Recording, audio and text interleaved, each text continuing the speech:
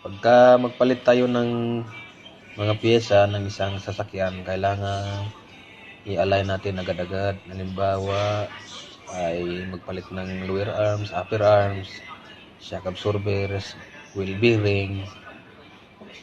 May mangilan-ngilan yung drive axle, nagbabago din. Kasi nagagalaw din yung yung mga piyesa. Halimbawa yung independent na naka McPherson. Yung McPherson strut, pagka natanggal yan nag-iiba din yung reading nun. Kailangan i-align yun. May mga mangilan-ngilan na piyesa na hindi na kailangang i-align, katulad ng stabilizer link at saka stabilizer bushing.